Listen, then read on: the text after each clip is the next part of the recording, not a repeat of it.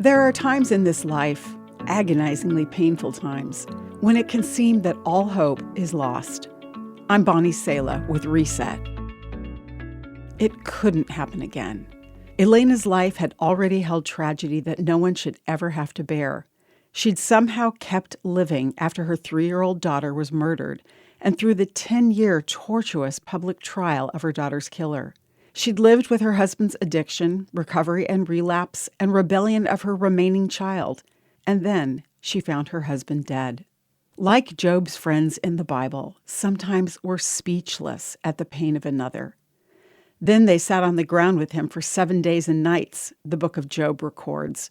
No one said a word to Job, for they saw that his suffering was too great for words. Silently giving the gift of prayer and presence is beautiful. God, however, is not silent nor unaffected by our suffering. He entered into all of the suffering of humanity for all time, willingly through the sacrifice of Jesus. The suffering of the cross of Jesus makes it possible for us to say with the writer of Proverbs, "Surely there is a future, and your hope will not be cut off." Here is our bedrock, even in the darkest night of the soul.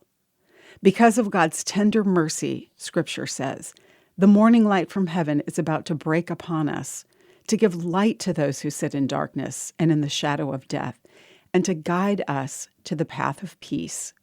Jesus follower, though you sit in death's shadow, his presence and the resurrection promise of the coming morning is always sure. I'm Bonnie Sala with Reset. To hear this again, read or share this, or to find more resources like this, visit guidelines.org.